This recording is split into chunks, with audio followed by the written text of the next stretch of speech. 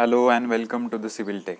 चला, आजच्या लेक्चरमध्ये आपण सेटलमेंट जे आपण लास्ट लेक्चरला शिकलो होतो त्याच्यानंतरचा पार्ट आहे. आपल्याला फाउंडेशन बघायचे. त्याच्यामध्ये दोन type, shallow foundation, deep foundation. Deep फाउंडेशनचे आपण व्हेरियस टाईप्स बघणार आहोत. सो आजच्या लेक्चरमध्ये हे असेल. ठीक आहे, चला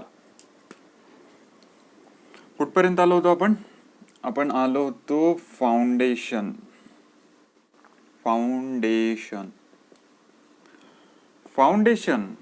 Foundations are categorized in the two category. First is shallow foundation. पहिल्या फाउंडेशनला काय म्हणतात? Shallow foundation. ओके, दुसऱ्या फाउंडेशनला काय म्हणायचं? Deep foundation. आता फाउंडेशनला शॅलो कधी म्हणायचं आणि फाउंडेशनला डीप कधी म्हणायचं हे सगळं सांगण्यापूर्वी तुम्हाला फाउंडेशन तर माहिती असेल ना. The lower most part of the structure. Lower most part of structure म्हणण्यापेक्षा सबस्ट्रक्चर जर मी म्हणलं तर अजून स्पेसिफिक असेल. Substructure. What is substructure? The structure is below the ground level is called as a substructure. आता या सबस्ट्रक्चरचा सगळ्यात खालचा पार्ट काय असतो? तो असतो फाउंडेशन. ठीक आहे. आता foundation is the lower most part of the substructure and the foundation is categorised in the two category. First is a shallow foundation आणि दुसरं आहे डीप फाउंडेशन. शॅलो म्हणजे काय असतं? उथळ म्हणजे काय असतं? जास्त खोल नाही. आणि डीप म्हणजे काय? खूप खोल फाउंडेशन घेतो आपण. हे खूप खोल फाउंडेशन असतं. ठीक आहे. आता हे शॅलो फाउंडेशन आपण कधी यूज करतो याच्याबद्दल माहिती तुम्हाला मी देतो. शॅलो फाउंडेशन आपण अशा वेळेस यूज करतो ज्या वेळेस तुमची सॉइल बिअरिंग कॅपॅसिटी ही जास्त असते. काय असते? सॉइल बिअरिंग कॅपॅसिटी जास्त असते. सॉइल बिअरिंग कॅपॅसिटी जास्त असेल तर आपल्याला खूप खोलपर्यंत फाउंडेशन द्यायची गरज नाही. एखाद्या ठिकाणी तुम्हाला थोडं खोदकाम केल्यानंतरच जर हार्ड रॉक लागला, कडक दगड लागला एकदम, तर तुम्ही अजून खाली जाताल का? नाही. फाउंडेशनचा पर्पज काय असतो? फाउंडेशनचा पर्पज असतो कॉलम कडनं येणाऱ्या लोडला जमिनीमध्ये ट्रान्सफर करणे. पण जमीन कशी असली पाहिजे? जमीन ही हार्ड रॉक असली पाहिजे. तिथे हार्ड रॉक लागला पाहिजे. तिथे जर हार्ड रॉक नाही लागत असेल तर आपण डीप फाउंडेशनचा यूज करतो. जर थोडंसं एक्सकेव्हेशन केलं की लगेच तुम्हाला हार्ड रॉक लागला तर तुम्हाला डीप फाउंडेशनची गरजच नाही पडणार.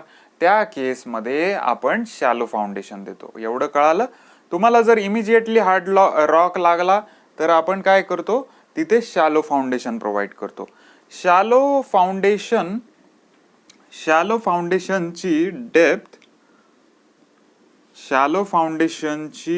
डेप्थ ही ऑब्विसली कोणापेक्षा कमी असणार? डीप फाउंडेशन पेक्षा.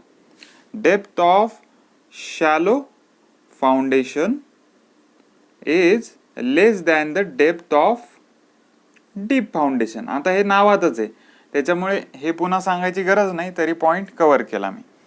तर सॉइल बेअरिंग कॅपॅसिटी हे अफेक्ट करतं. कोणासाठी? शॅलो फाउंडेशन असेल का डीप फाउंडेशन असेल हे डिसाईड करण्यासाठी सॉइल बिअरिंग कॅपॅसिटी अफेक्ट करतं. आणि डेप्थ ही शॅलोची कमी असणार आणि डीप फाउंडेशनची जास्त असणार. आता ही डेप्थ किती असली पाहिजे? शॅलो फाउंडेशनची किती डेप्थ असली पाहिजे? तर शॅलो फाउंडेशनची डेप्थ ही साधारण रिस्ट्रिक्टेड असते. ही डेप्थ साधारण 3.5 मीटर टू 4 मीटर पर्यंत ही डेप्थ रिस्ट्रिक्टेड असते. जर 4 मीटर पेक्षा खाली तुम्ही डेप्थ द्यायला चालू केली then that foundation is considered under the deep foundation. Okay, 4 metre पर्यंत जर डेप्थ असेल फाउंडेशनची then it is called as a shallow foundation. Otherwise it is considered as a deep foundation. तर शॅलो फाउंडेशन बद्दल तर आता आपल्याला सगळं माहिती झालं. डीप फाउंडेशन बद्दल आता आपण समजून घेऊ. डीप फाउंडेशन म्हणजे काय असतं? जिथे कुठे आपल्याला हार्ड रॉक लागत नाही. जिथे कुठे आपल्याला हार्ड रॉक लागत नाही त्या केसमध्ये आपल्याला जे आपलं फाउंडेशन आहे ते खूप खोलवर द्यावं लागतं. किती खोलपर्यंत? जोपर्यंत हार्ड रॉक लागत नाही. इन केस कधी कधी अशा पण केसेस असतात की आपल्याला हार्ड रॉक लागतच नाही, खूप खोल असतो. मग काय तुम्ही एकदम अर्थच्या सेंटर पर्यंत खोदतच जाणार का? नाही. त्या केसमध्ये पर्यायी उपाययोजना आपल्याला करावं लागते. पहिला पुन्हा सांगतो, डीप फाउंडेशनचं मेन इंटेन्शन असतं की जोपर्यंत हार्ड रॉक लागत नाही तोपर्यंत ते प्रोव्हाइड करणं. जर हार्ड रॉक असं दिसून येतं की खूप खाली लागेल तर अशा केसमध्ये आपण तिथे पाईल्स प्रोव्हाइड करतो. ते आपल्याला आता शिकायचंय. ठीक आहे, सगळं आपण आता डीप फाउंडेशन एकदम क्लिअर करूयात. डीप म्हणजे the depth is greater than the 4 metre. 4 metre पेक्षा ज्याची डेप्थ जास्त असते that is considered under the deep foundation. Deep foundation हे काय यूज करतो आपण? कारण आपल्याला हार्ड रॉक लवकर लागत नाही त्या केसमध्ये डीप फाउंडेशन यूज करतो. बघितलं शॅलो फाउंडेशन आणि डीप फाउंडेशन. आता आपल्याला ना याच्यानंतर बघायचंय की फुटिंग काय असतं. काय बघायचंय आपल्याला? Footing. Footing is a type of foundation. काय म्हणलं मी? Footing is a type of foundation. ठीक आहे, footing is a type of foundation. याला मी काय म्हणू? स्पेशल टाइप म्हणू. काय म्हणायचं? Special. Footing is a type of foundation. मग काय फरक आहे फुटिंग आणि फाउंडेशन मध्ये? हे बघा, फाउंडेशन हे तुम्ही आता जसं शिकले त्याप्रमाणे खोल पण असू शकतं आणि जसं शिकले त्याप्रमाणे उथळ पण असू शकतं. फाउंडेशन हे दोन प्रकारचे असतात, एक शॅलो आणि एक डीप. तर फाउंडेशन हे आपण जनरली इंजिनिअरिंगच्या भाषेमध्ये त्याच वेळेस म्हणतो ज्या वेळेस ते असतं खोल. फाउंडेशन मी कधी म्हणणार? जेव्हा तुमचं फाउंडेशन हे खोल असतं. आणि फुटिंग कधी म्हणणार? ज्यावेळेस तुमचं फाउंडेशन हे शॅलो असतं. याच्या पुढे डोक्यामध्ये फिक्स ठेवा. काय ठेवणार? फाउंडेशन काय आपण बघितलं, there are 2 types of the foundation. First is shallow foundation and second is the deep foundation. Shallow फाउंडेशनला जनरली फुटिंग म्हणतात आणि डीप फाउंडेशनला फाउंडेशन म्हणतात. फाउंडेशन हा शब्द डीप साठी जनरल यूज करतो. रेग्युलरली बोली भाषेमध्ये डीप असेल तर फाउंडेशन, वरवर असेल तर फुटिंग. आता हे footing is a type of foundation. कोणत्या टाइप आहे हे फाउंडेशनचं? शॅलो फाउंडेशन मध्ये फुटिंग आपण करतो, बरोबर ना, कारण उथळ सरफेस असतो फाउंडेशनचा. सो त्याच्यामध्ये आपण फुटिंग कन्सिडर करतो. आता या फुटिंगचे ना टाइप्स पडतात. फुटिंगचे टाइप्स बघूयात आपण काय. टाइप्स ऑफ फुटिंग काय बघूयात आपण आता? Types of footing. There are in a general 7 types of footing. किती? 7 टाइप्स ऑफ फुटिंग. सांगा ना मग. पहिला टाइप स्ट्रीप फुटिंग. काय? Strip footing. ठीक आहे, त्याच्यानंतर येतं स्ट्रॅप फुटिंग. स्ट्रॅप फुटिंग और cantilever footing. Cantilever footing. Okay, आगे बढ़ते हैं. Strip, strap, grillage, grillage, foundation. कळालं ना फरक काय असेल? मग याला आपण टाइप्स ऑफ फुटिंग नाही म्हणू, आपण याला सरळ फुटिंग अँड फाउंडेशन म्हणू ना, कारण याच्यामध्ये काही काही फाउंडेशन पण सांगायचंय, एक्झाम मध्ये विचारतात म्हणून सांगतो तुम्हाला. म्हणजे ग्रिलेज, फाउंडेशन. पुढे strip, strap, grillage, isolated, isolated footing. Okay, next isolated. Next असतं कंबाईन, कंबाईन फुटिंग. नेक्स्ट असतं राफ्ट. राफ्टच म्हणतो आपण, याच्या पुढे जनरली आपण राफ्ट फाउंडेशन म्हणतो किंवा राफ्ट फुटिंग म्हणतो, दोन्ही. पण इन जनरल बोली भाषेमध्ये आपण फक्त राफ्ट म्हणतो. ठीक आहे, तर मी याला फक्त राफ्टच लिहिणार. ओके, अजून strip, strap, grillage, isolated, combine, raft आणि एक कोणता उरला बरे? कोणता उरला? एक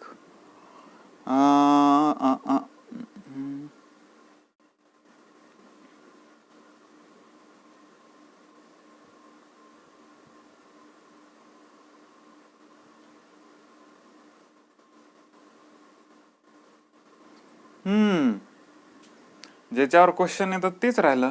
7वा आहे पाईल फाउंडेशन. पाईल फाउंडेशन. ठीक आहे, बघा आता तुम्हाला मी ट्रिक सांगतो, याच्यापुढे तुम्ही कधी विसरणार नाही. हे बघा, मी आता पुन्हा एकदा लास्ट सांगतो, पुन्हा नंतर पुन्हा विसरून जाऊ नका तुम्ही. रेड कलरचा पेन कुठे गेला? हां, हे बघा, फुटिंग डोक्यात फिक्स ठेवा, शॅलो डेप्थ. काय? Shallow depth. हा, मी पुन्हा नाही सांगणार आता. फाउंडेशन डोक्यामध्ये फिक्स ठेवा. काय? Deep depth. खूप आत खोदलं जातं. जिथे कुठे आता ते असेल तर तुम्ही समजून घ्यायचं. ग्रिलेज काय? फाउंडेशन आहे. पाईल काय? फाउंडेशन आहे. राफ्ट काय? फुटिंग आहे. ठीक आहे, राफ्ट हे फुटिंग आहे. कंबाईन फुटिंग आहे. आयसोलेटेड फुटिंग आहे. स्ट्रॅप फुटिंग आहे. कॅन्टिलिव्हर फुटिंग आहे. स्ट्रीप फुटिंग आहे. चला, एक एक बद्दल आता माहिती घेऊयात आपण. These are the types of footing and foundation. These are the types of footing and foundation. आता ह्या फुटिंग अँड फाउंडेशनचे टाइप्स तर मी लिहिले, एकेकाबद्दल माहिती देतो. हे स्ट्रीप ज्यावेळेस आलं, या स्ट्रीपचा मिनिंग नाही सांगत मी. स्ट्रीप हा शब्द मी पायऱ्या म्हणून लक्षात ठेवतो. काय? पायऱ्या. स्ट्रीप आलं रे आलं, माझ्या डोक्यामध्ये प्रकाश पडतो, अरे काहीतरी पायऱ्याच्या रिलेटेड आहे. मी माझ्या नोट्समध्ये सुद्धा स्ट्रीप लिहिलंय, समोर पायऱ्या लिहिलंय. ठीक आहे, म्हणजे काय असतं, आपण झेंडावंदनला जातो ना, हा इथं झेंडा असतो, या इथं असा आपला झेंडा असा असतो, आणि याच्या खाली कसं असतं, हे असं, हे असं, हे असं, हे असं, बरोबर ना? तर हे जर जमिनीच्या खाली असेल, ग्राउंड लेवलच्या खाली हे जर अशा प्रकारचा पायऱ्याचा शेप असेल, तर बिंदास त्याला म्हणायचं तुम्ही स्ट्रीप फुटिंग. ठीक आहे, हे असं पायऱ्या दिसल्या तर हे झालं स्ट्रीप फुटिंग. सर परीक्षेमध्ये असं लिहिणार आहे तुम्ही, पायऱ्या असेल तर स्ट्रीप फुटिंग? नाही ना, परीक्षेवाले काय विचारतात सांगतो तुम्हाला. Strip footing is use for the light weight structure. कुठे? Light weight structure. जिथे कुठे लाईट वेट स्ट्रक्चर असेल ना, तिथे आपण स्ट्रीप फुटिंग देतो. म्हणजे स्ट्रक्चर कडनं येणारा लोड जो आहे तो जर कमी असेल, तिथे आपण स्ट्रीप फुटिंग देतो. चला, स्ट्रॅप फुटिंग और कॅन्टिलिव्हर फुटिंग. कॅन्टिलिव्हर म्हणजे काय असतं? हा असा कॅन्टिलिव्हर बघतो ना आपण, यालाच कॅन्टिलिव्हर म्हणतात ना. बास, तुम्हाला एवढंच माहिती पाहिजे. स्ट्रॅप फुटिंगलाच कॅन्टिलिव्हर फुटिंग म्हणतात. एक्झाम मध्ये येतात स्ट्रॅप आणि कॅन्टिलिव्हर हे एकच असतं, नाव वेगवेगळे. जसं जन्मल्यावर 4 नावं देतात ना, तसं हे. Strap footing is nothing but the cantilever footing. आता या कॅन्टिलिव्हर फुटिंगचं जर मी सांगायला झालं तर मी पहिले कॅन्टिलिव्हर बीम काढून दाखवला तुम्हाला. कॅन्टिलिव्हर बीम काय असतं? कॅन्टिलिव्हर बीम इकडचा एंड असतो फिक्स, आणि इकडं हे आपण मोकळा सोडलेला असतो ना, इथे काहीच नसतं सपोर्ट. सेम केस इथंच आहे. आता हा फिक्सच्या ऐवजी मी काय करणार, या फिक्सच्या ऐवजी इथे असणार माझा कॉलम. इथे या फिक्स एंड मी काढून घेतला बरं का. इथे असणार माझा कॉलम, मी रेस्ट केला, आणि हा कॉलम मी एंड पॉइंटवरच ठेवला. थोडंसं एंड पॉइंटच्या थोडं समोर ठेवला. म्हणजे हा जर एंड पॉइंट असेल तर मी इथे कॉलम ठेवला. अशा केसमध्ये जर तुम्ही एखादी फुटिंग डिझाईन केली असेल तर त्याला म्हणायचं कॅन्टिलिव्हर और स्ट्रॅप फुटिंग. बरं, असं कधी होतं? असं तेव्हाच होतं ज्यावेळेस हा असा आकाराचा जर तुम्ही प्लॉट घेतला, या चौकोनी आकाराचा प्लॉट घेतला, सर्क्युलर घेतला, कोणत्याही आकाराचा घ्या, आकाराचा संबंध नाही, आणि इथपर्यंत जर तुम्ही कॉलम आणले, इथपर्यंत या एंडिंग पर्यंत जर तुम्ही कॉलम आणले, हे असे इथपर्यंत, तर आता तुम्ही या ठिकाणी कॉलम दिला, या ठिकाणी कॉलम दिला, या ठिकाणी कॉलम दिला, या ठिकाणी कॉलम दिला, या कॉलमच्या फुटिंग गेल्या दुसऱ्याच्या घरामध्ये. चालणार आहे का तुम्हाला? असं चालणार आहे का? दुसऱ्याच्या प्लॉटवर तुम्ही काही एक्सकेव्हेशन वगैरे करू शकता का? नाही करू शकत. तुम्हाला करायचंय ते तुमच्या प्लॉटवरच करायचंय. मग त्या केसमध्ये आपण काय करतो, या कॉलमचा लोड हा इकडे ट्रान्सफर करतो आणि या कॉलमचा लोड इकडे ट्रान्सफर न करायच्या ऐवजी इकडे ट्रान्सफर करतो. सिमिलरली या कॉलमचा थोडा लोड इकडे ट्रान्सफर करतो, या कॉलमचा थोडा लोड इकडे आणि इकडे ट्रान्सफर करतो. सेम इथे इकडे इकडे इकडे इकडे इकडे इकडे. कळालं ना रे, डोक्यात गेलं मी काय बोललो. कॅन्टिलिव्हर म्हणजे फक्त एक एंड फिक्स, दुसरा एंड रिकामा, अशा केसला आपण कॅन्टिलिव्हर म्हणतो. इथे कसं डोकं लावायचं, जिथे कुठे आपली प्लॉटच्या बाउंड्रीच्या जवळ तुम्ही कॉलम घेतले आहात, त्याची फुटिंग फाउंडेशन हे दुसऱ्याच्या प्लॉटमध्ये जाऊ शकतं, बरोबर ना. डेप्थ जास्त आली किंवा शॅलो जरी केलं तर त्याचा एरिया खूप मोठा आला, अशा केसमध्ये दुसऱ्याच्या प्लॉटमध्ये तर तुम्ही काही नाही करू शकत, बरोबर ना.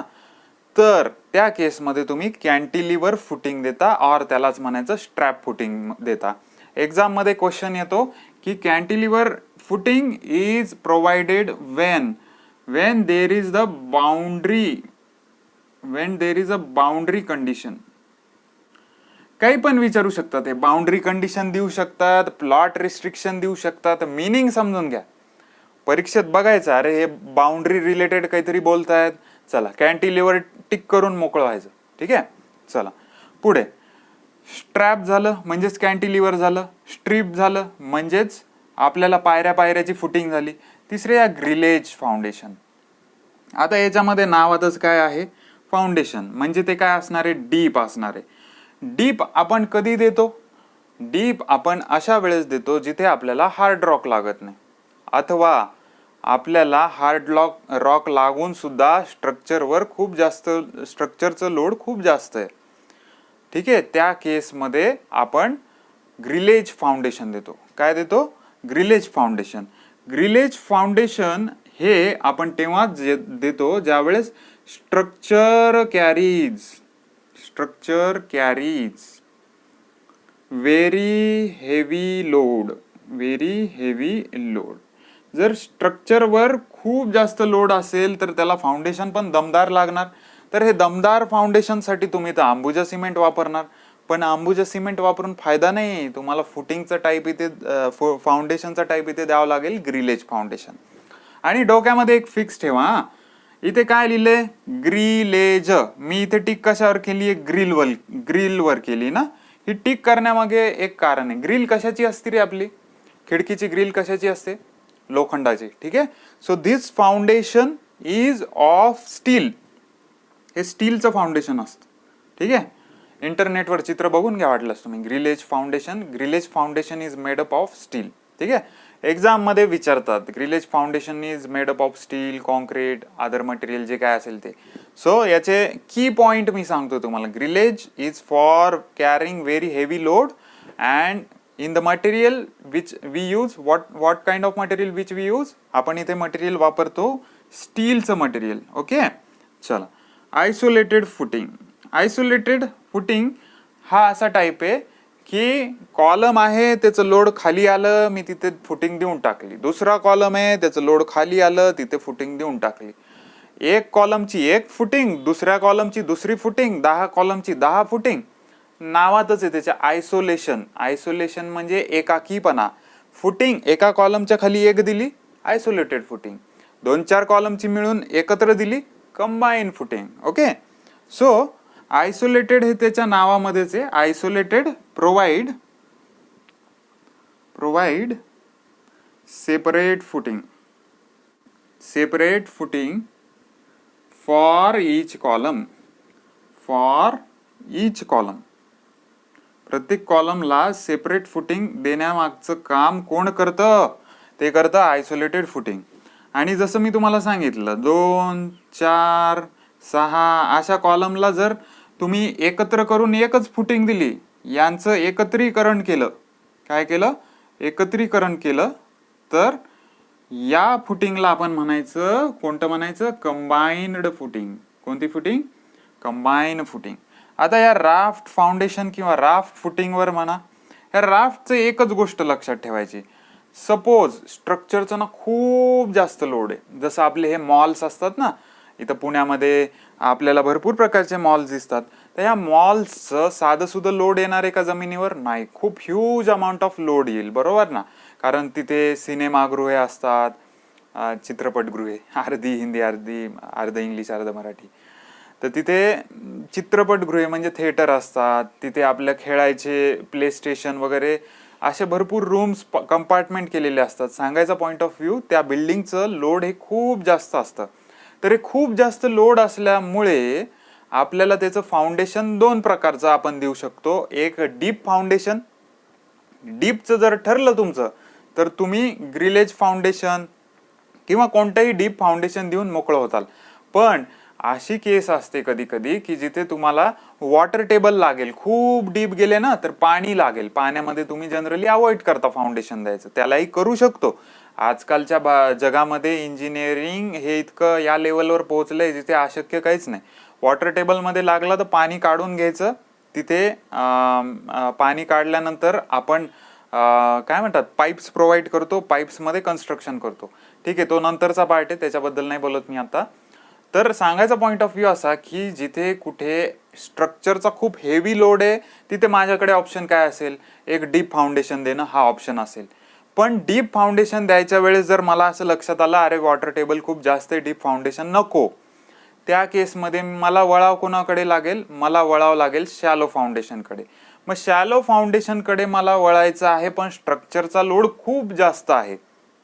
म्हणजे स्ट्रक्चरचा लोड इतका जास्त आहे की तुम्हाला साधारण जनरली आपण ना एका कॉलम टू दुसरा कॉलम याच्या मधली जी लेंथ असते ना ती 3 मीटरची प्रोव्हाइड करतो. जनरली केसेस भरपूर असतात, मी इन जनरल सांगतो की 3 मीटर म्हणा, 2-2.5 मीटर म्हणा, जे काय म्हणा.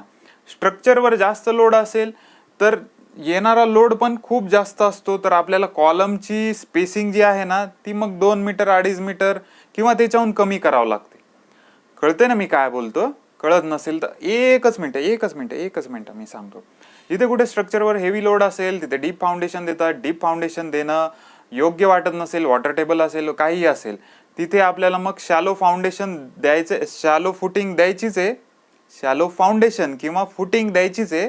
फक्त त्या केसमध्ये आपण काय करतो, त्या केसमध्ये आपण मग असं फुटिंग डिझाईन करतो की ते खूप चांगली हेवी आलेला लोड हा शॅलो डेप्थवर ॲब्सॉर्ब करेल. म्हणजे खूप जास्त लोड तर येतोय पण तुम्हाला त्याची डेप्थ नाही वाढवायची. तर तुम्ही काय करता, तुमचे जे कॉलम आहेत ते ऑब्विसली लोड जास्त असल्यामुळे जवळ येणार आहेत. मग आता या जवळ आलेल्या कॉलमची फुटिंग तुम्ही काढली, सपोज आयसोलेटेड फुटिंग. या कॉलमच्या जवळ हा दुसरा कॉलम आहे, याच्या जवळ तिसरा आहे, याच्या जवळ चौथा आहे, अजून पाचवा आहे. याची फुटिंग आली इथे आणि हा त्याचा जवळचा कॉलम आहे, याची फुटिंग आली इथे, ही जातं चिटकून. सेम इथे सेम तशी सगळी. मग असं प्रॉब्लेम होतो की तुम्ही आयसोलेटेड फुटिंग दिलं तर त्याच्यामध्ये असं छोटूसं अंतर राहतं. मग आपण इंजिनियर आहोत, आपण काय करतो, हे सगळे जे कॉलम आहेत 100-200 जे काही जमिनीवर येणार आहेत त्या कॉलमला एकच सगळी फुटिंग प्रोव्हाइड करतो, त्याला म्हणायचं राफ्ट फुटिंग. मी आता एक शब्द वापरला, जे काही जमिनीवर येणारे कॉलम आहेत हे बोललो मी, कारण भरपूर कॉलम हे आपण मधल्यामध्ये सुद्धा कट करू शकतो बरं का, हे तुम्ही गोष्ट लक्षात ठेवा. जर एखाद्या कॉलमवर नॉमिनल लोड येत असेल त्याला डायरेक्ट हे डिझायनर लोक तर कटच करून टाकतात. ओके, चला तो पार्ट नव्हे. आपला पार्ट हा होता स्ट्रक्चरवर हेवी लोड आहे, स्ट्रक्चरचं हेवी लोड आपल्याला ट्रान्सफर करायचंय जमिनीमध्ये. जमीन म्हणते अरे वॉटर टेबल जास्त आहे, डीप फाउंडेशन नको, तर शॅलो फाउंडेशन मला प्रोव्हाइड करायचंय. शॅलो फाउंडेशन प्रोव्हाइड मी करणार, पण मग काय झालं, कॉलम जवळ असल्याने फुटिंग एकमेकांच्या जवळ यायला लागले. आयसोलेटेड जर प्रोव्हाइड केलं तर मग मी काय केलं, सिम्पली हे 100-200 जे काय खाली कॉलम येत आहेत त्यांना एकच फुटिंग प्रोव्हाइड केली. तर त्या एकच फुटिंगला म्हणायचं राफ्ट फाउंडेशन और राफ्ट फुटिंग. एवढं डीप मध्ये कोणीच नाही सांगणार तुम्हाला की कॉलम जवळ आले, वॉटर टेबल असेल तर. हे मी तुम्हाला खूप सोप्या भाषेत सांगितलं. ठीक आहे, बघा तुम्हाला आवडलं तर. ठीक आहे, तर राफ्ट म्हणजे काय असतं, इथे या कंबाईन फुटिंग मध्ये काय दिसलं, 2, 4, 6 कॉलम एकत्र केले आणि तुम्ही त्यांना कंबाईन फुटिंग देऊन टाकली. राफ्ट मध्ये जितके कॉलम असतील, जितके कॉलम असतील त्यांना एकच तुम्ही फुटिंग प्रोव्हाइड करायची, एकच फुटिंग प्रोव्हाइड करायची. कितीही कॉलम असू द्या, 100 असू द्या, 200 असू द्या, 500 असू द्या, किती, एकच फुटिंग प्रोव्हाइड करायची त्याला. तर त्या फुटिंगला तुम्ही काय म्हणणार, राफ्ट फाउंडेशन और राफ्ट फुटिंग. ठीक आहे. चला आता पाईल फाउंडेशन. या पाईल फाउंडेशन वर ना क्वेश्चन येतात बरं का, त्याच्यामुळे मी याला सेपरेट शिकवतो. पहिले हे समजलं का तुम्हाला? समजलं नसेल एकदा थोडक्यात एकाच मिनिटात सांगतो. स्ट्रीप म्हणलं की मी पायऱ्या लिहिले माझ्या नोट्समध्ये. स्ट्रीप म्हणजे पायऱ्या, झेंडावंदन, मस्तपैकी झेंडावंदनच्या कशा पायऱ्या असतात, असं ह्या प्रकारचं हे फुटिंग असतं. ठीक आहे. तर या प्रकारचं फुटिंग म्हणजे स्ट्रीप फुटिंग असतं, which is use for carry the light load coming from the structure. Okay. Strap footing म्हणजेच कॅन्टिलिव्हर फुटिंग असतं. जिथे कुठे बाउंड्री कंडिशन दिलेले असतील तिथे आपण स्ट्रॅप फुटिंग वापरतो. ग्रिलेजच्या मध्ये ग्रिल येतं म्हणजे ऑब्व्हियसली याच्यामध्ये काय असलं पाहिजे, स्टील असलं पाहिजे. ग्रिलेज हे फाउंडेशन आहे, म्हणजे हे आपल्याला डीप कॅरी करावं लागणार आहे. ओके. डीप कॅरी करायचं असेल तर याच्यावर लोड कसा असणार आहे, obviously structure carries a very heavy load. तिथे आपण ग्रिलेज फाउंडेशन यूज करतो. आयसोलेटेड फुटिंग, कॉलम आला त्याला फुटिंग देऊन टाकली, डोकं लावलं नाही, संपलं. जिथे कुठे आपण 2-4 कॉलम एकत्र करून फुटिंग दिली तर त्याला म्हणायचं कंबाईन फुटिंग. जिथे कुठे पूर्ण कॉलमला एकच तुम्ही फुटिंग प्रोव्हाइड केली तिथे म्हणायचं राफ्ट फुटिंग, राफ्ट फाउंडेशन, जे काय असेल ते. ओके. आता या लास्ट पार्ट करे पाईल फाउंडेशन. याचा स्क्रीनशॉट मारून घ्या.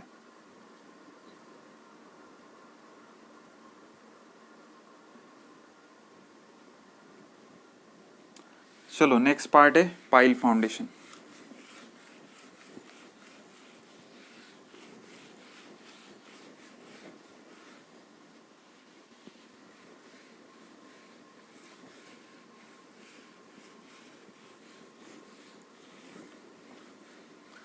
पाईल फाउंडेशन.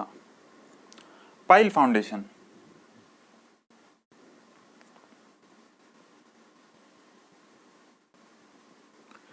हे पाईल फाउंडेशन म्हणजे काय असतं? पाईल म्हणजे काय असतं? पाईल म्हणजे अशा प्रकारचं स्ट्रक्चर असतं. ठीक आहे. आजकाल ते आपण मेडिकलच्या ह्याच्यामध्ये भरपूर बघतो, त्याच्याबद्दल मी एक्सप्लेनेशन देत नाही, पण पाईलचं लक्षात ठेवा. पाईल्स म्हणजे हे अशा प्रकारचं स्ट्रक्चर असतं. ठीक आहे. आता हे पाईल्स आपण यूज कशासाठी करतो? For deep foundation. ठीक आहे. जिथे कुठे आपल्याला डीप फाउंडेशन प्रोव्हाइड करायचं असेल तिथे आपण पाईल फाउंडेशन प्रोव्हाइड करतो. पाईल फाउंडेशन आपण 2 प्रकारे प्रोव्हाइड करतो. एक एंड बिअरिंग पाईल, काय एक आहे एंड बिअरिंग पाईल, आणि दुसरा आहे माझं आवडतीचं फ्रिक्शन पाईल. खूप आवडतं मला हे फ्रिक्शन पाईल. जिथे डोकेबाजी आहे ना आणि जिथे कुणाला उत्तर येत नाहीत ते मला गोष्ट आवडते. आपल्याला माहिती तर हे असतं पाईल, आपल्याला माहिती हे नसतं व्हॉट इज फ्रिक्शन पाईल. ठीक आहे. एक एक बघून घेऊ आपण. पाईल foundation which is use for the deep foundation. Deep foundation मध्ये जिथे कुठे आपल्याला आपला जो काय म्हणतात हार्ड रॉक हा लवकर लागत नसेल त्या केसमध्ये आपण पाईल फाउंडेशन देतो. अल्सो पाईल foundation is given in case of the flyovers हे कुठून जातात? नदी नाल्यातून जातात. काय कशा प्रकारचे रॉक तिथे असतील, सरळ आपण या ठिकाणी देऊन टाकतो पाईल फाउंडेशन. पाईल फाउंडेशन हे 2 प्रकारे दिले जातात. एक एंड बिअरिंग पाईल आणि दुसरं असतं फ्रिक्शन बिअरिंग पाईल और नुसतं फ्रिक्शन पाईल. ठीक आहे. एंड बिअरिंग पाईल हे काय काम करतं हे सांगतो तुम्हाला. आता एंड बिअरिंग पाईल हे काय काम करतं? हे एंड बिअरिंग पाईल हे काम असं करतं की हा तुमचा ग्राउंड लेवल आहे. ठीक आहे. हे ग्राउंड लेवल आहे आणि शॅलो फाउंडेशन किंवा फुटिंग ची 3, 3.5, 4 मीटर जी काय डेप्थ आहे ती इथपर्यंत आहे. मग काय करता तुम्ही? 4च्या ऐवजी 6 मीटरला चेक केलं, नाही लागला हार्ड रॉक. 8 मीटरला चेक केलं, नाही लागला हार्ड रॉक. 10 मीटरला चेक केलं, लागला hard rock. Simply hard rock जिथपर्यंत आहे तिथपर्यंत जर तुम्ही फाउंडेशन प्रोव्हाइड केलं त्याला म्हणायचं, आणि जर अशा प्रकारचं स्ट्रक्चर असेल तर त्याला म्हणायचं पाईल फाउंडेशन, पाईल टाईप स्ट्रक्चर. या असं जे स्ट्रक्चर आहे ना याला पाईल म्हणतात बरं का. काय म्हणतात? हे जे असं खिळा टाईप स्ट्रक्चर आहे ना या खिळा टाईप स्ट्रक्चरला म्हणायचं पाईल. आणि हे खिळा टाईप स्ट्रक्चर तुम्ही सिम्पली हार्ड रॉक जिथे आहे तिथपर्यंत प्रोव्हाइड केलं. हार्ड रॉकचा स्टार्टिंग जिथं आहे, इथून स्टार्ट झाला समजा हार्ड रॉक, तर तिथपर्यंत जर तुम्ही हे पाईल फाउंडेशन सिम्पली प्रोव्हाइड केलं तर त्या पाईलच्या टाईपला म्हणायचं एंड बिअरिंग पाईल. काय म्हणायचं? एंड बिअरिंग पाईल. जिथे कुठे हार्ड रॉक आहे तिथपर्यंत मी पाईल प्रोव्हाइड केली, त्या पाईलच्या टाईपला म्हणायचं एंड बिअरिंग पाईल. आता दुसरा माझा आहे फेवरेट प्रकार. काय आहे की मी जसं तुम्हाला सांगितलं की इथे तुमचं 4 मीटर समजा झालं की शॅलो फाउंडेशनसाठी ही फिजिबल नाही बाबा साईट. जी काही साईट आहे तिथे मला 4 मीटर पर्यंत हार्ड रॉक नाही लागला. इथून ग्राउंड लेवल मी असं करतोय, हे 4 मीटर पर्यंत मी बघितलं नाही लागला हार्ड रॉक. मग मी चेक केलं 6 मीटरला, मग मी चेक केलं 8 मीटरला, मग मी चेक केलं 10 मीटरला. मग मला फारच बोर व्हायला लागला, मी चेक केलं 14 मीटरला, मग मी चेक केलं अजून 15 मीटरला. जे चेक करतोय मला तिथं हार्ड रॉकच लागत नाहीये. त्या केसमध्ये मी काय करणार? मी इथे प्रोव्हाइड करणार फ्रिक्शन पाईल. Important for the MPSC. ठीक आहे, मी तिथे काय प्रोव्हाइड करणार? फ्रिक्शन पाईल. फ्रिक्शन पाईल काय असतं हे तुम्हाला सेपरेट शिकवतो. बघा, एंड बेअरिंग कळालं ना तुम्हाला. फ्रिक्शन पाईल बघूयात आपण काय.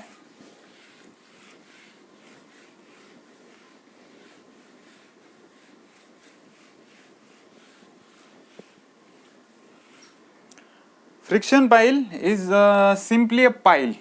ठीक आहे, पाईलच असते ही फ्रिक्शनची, पण त्याच्यामध्ये हे असे अँकर्स प्रोव्हाइड केलेले असतात. काय? अँकर्स. ठीक आहे, बघा आता मी काय सांगितलं, मला हार्ड रॉकच लागत नाही. त्या केसमध्ये मी काय प्रोव्हाइड करतोय? फ्रिक्शन पाईल प्रोव्हाइड करतोय. या केसमध्ये ही पाईल काय वर्क करते की आता मला हार्ड रॉक नाहीच लागला. काय तुम्ही EP सेंटर पर्यंत जाणार आहे? अर्थच्या लावा जिथे लागतो तिथपर्यंत जाणार आहे? नाही. मग आपण काय करणार? एका सर्टन डेप्थवर मी डिसिजन घेणार, नाही यार मला आता फ्रिक्शन पाईलच प्रोव्हाइड करायची आहे.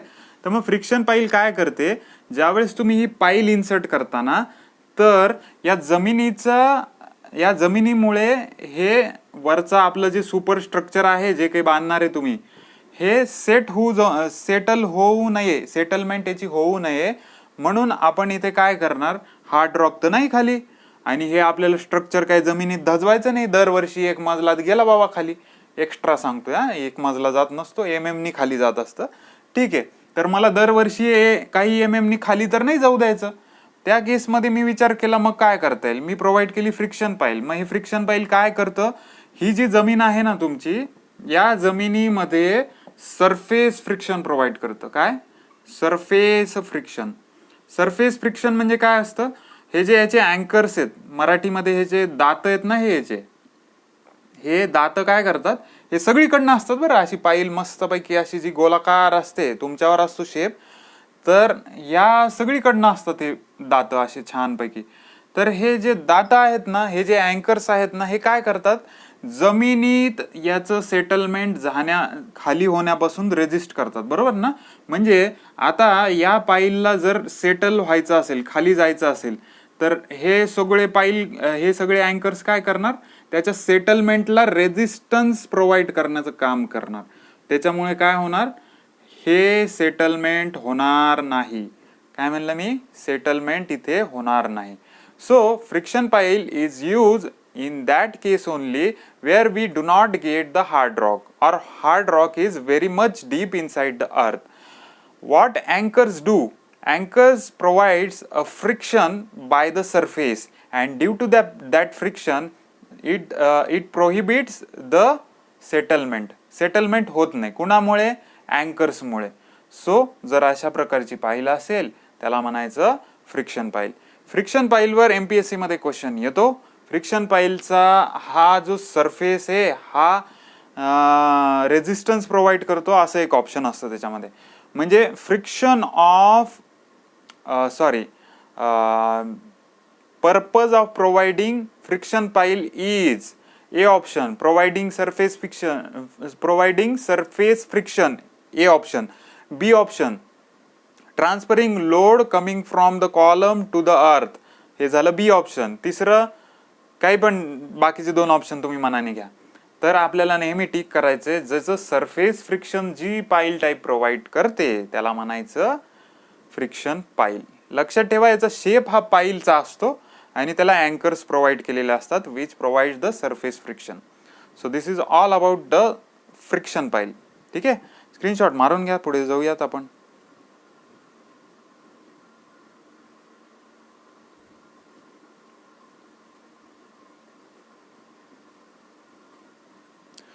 चलो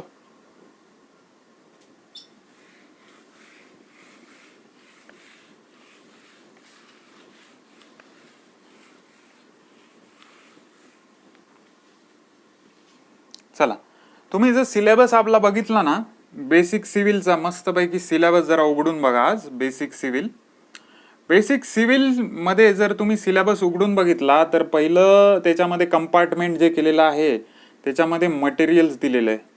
मटेरियल्स, कन्स्ट्रक्शन मटेरियल, बरोबर ना, कन्स्ट्रक्शन मटेरियल. बी पार्ट दिले त्यांनी सब स्ट्रक्चर.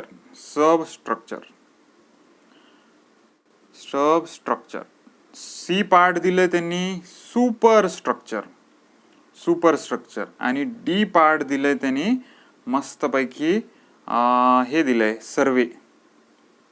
आणि सर्वे हा मोठा पार्ट आहे. काय पार्ट आहे? हा मोठा पार्ट आहे.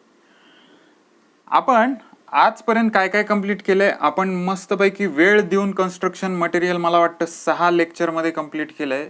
सब स्ट्रक्चर हे मला वाटतं 2 लेक्चरमध्ये कम्प्लीट झालंय आपलं. आणि सुपर स्ट्रक्चरला आपल्याला उद्याचा 1 लेक्चर लागेल.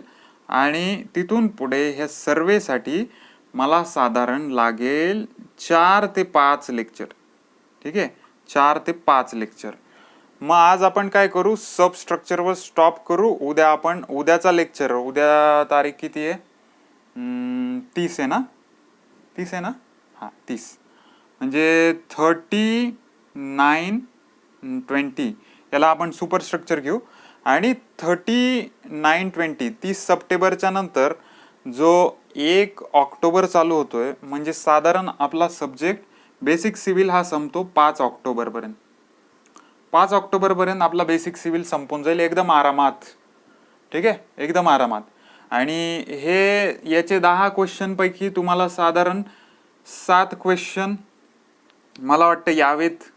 ठीक आहे, कारण आरामात घेतलंय, डीप मध्ये घेतलंय, जितकं लागतं तितकंच घेतलंय. सो 7 क्वेश्चन तुम्हाला येतील. मेकॅनिक्सचे 14 क्वेश्चन असतात, त्याच्यापैकी 10 क्वेश्चन तुम्हाला आले पाहिजेत. 14 क्वेश्चनचा आपला स्टडी कम्प्लीट होईल. कधीपर्यंत? 5 ऑक्टोबर पर्यंत. 5 ऑक्टोबरच्या नंतर मग ठरवू आपण कोणता सब्जेक्ट घ्यायचा आहे. पण अशी मी तुम्हाला आपली एक प्रपोज्ड डेट जे म्हणतात ना, प्लान कसा आहे, 5 ऑक्टोबरला आपला बेसिक सिव्हिल संपून जाईल. अभ्यास करा, वेळ कमी राहिला आहे. वेळ हा कुणासाठी थांबत नाही. मला सुद्धा भरपूर आपल्या प्री एक्झामची डेट पुढे जावी अशी वाटतीये, पण नाही जाणार हे कळून येतंय. कारण आज UPSCचे सर्वोच्च न्यायालयात, थोडंसं दुसऱ्या विषयावर बोलू ना, ऐका. UPSCचं आज मी पाहिलं, सर्वोच्च न्यायालयामध्ये केस चालू आहे की मुलांनी अप्लाय केले की करोना वाढतोय तर परीक्षा नंतर घ्या. पण परीक्षा नंतर घ्यायचं का नाही हे याच्यावर सर्वोच्च न्यायालय अजून विचार करते.